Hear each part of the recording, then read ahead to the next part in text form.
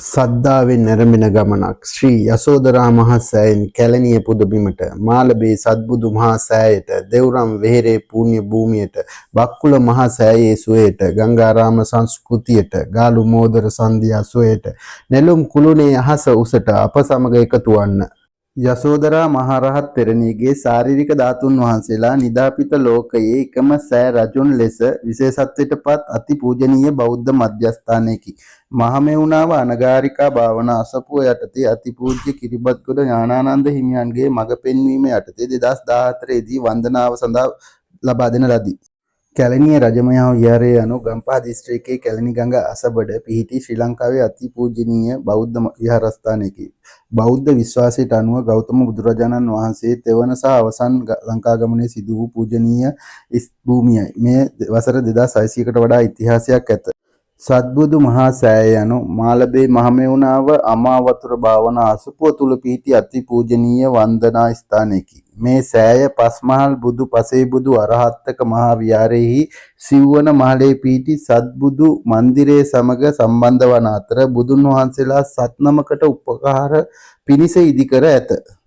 පණිපිටිය ශ්‍රී දෙව්රම් වෙහෙර විහාරය යනු වසර 20කට අධික ඉතිහාසයක් ඇති ශ්‍රද්ධාව සහ සමාජ සේවාව එකට ගැලපෙන අති පූජනීය බෞද්ධ විහාරස්ථානයකි. මෙහි විශේෂ ආකර්ෂණීය වන්නේ අඩි 117ක් උසින් යුත් දිව්‍ය රම්‍ය මහා සෑය සහ ඒ අවට ඉදිකර ඇති අටවිසි බෞද්ධ මන්දිරයේ විහාරාධිපති කොළොන්නාවේ ශ්‍රී සුමංගල නාහිමියන්ගේ නායකත්වයෙන් ආගමික අධ්‍යාත්මික සමාජ සේවා රැසක් මෙහිදී සිදු කෙරේ.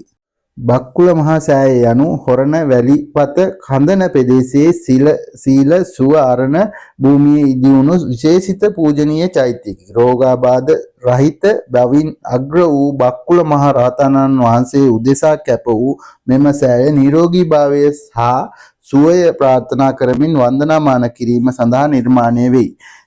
මෙම පුණ්‍ය කාර්ය ගලිගමුවේ ඥානදීප හිමියන්ගේ මඟ පෙන්වීමෙන් ආරම්භ වූ අතර නිහඬ හා සාමකාමී පරිසරයක මෙම වන්දනා මධ්‍යස්ථානය පිහිටා ඇත.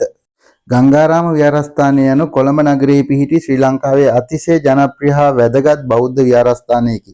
1885 වසරේදී හිකඳුවේ ශ්‍රී සුමංගල නායක හිමියන් විසින් ස්ථාපිත කරන ලද මෙම විහාරය ආගමික භක්තිය සංස්කෘතිය හා නූතනත්වයේ එකට එක්කල විශේෂ පූජනීය ස්ථානයක් ලෙස ප්‍රසිද්ධිය.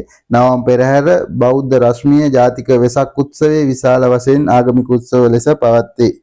ගාලු මෝදර පිටිය යනු ශ්‍රී ලංකාවේ කොළඹ අගනගරයේ ඉන්දියන් සාගරයට මුහුණලා පිහිටි කිලෝමීටරයක පමණ දිගු විශාල විවෘත බිම් තීරුවකි.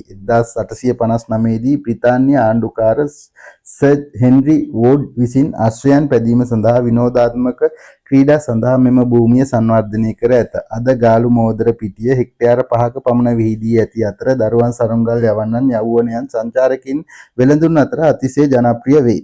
නෙළුම් කුළුණ යනු කොළඹ නගරයේ බේරිවැව අසල පිහිටි දකුණු ආසියාවේ උසම කුළුණ වන අතර 2019 වසරේදී නිල වශයෙන් විවෘත කරන ලදී. නෙළුම් පොට්ටුක හැඩයකින් නිර්මාණය කර ඇති මෙම කුළුණ මීටර් 350කට අධික උසකින් යුක්තය.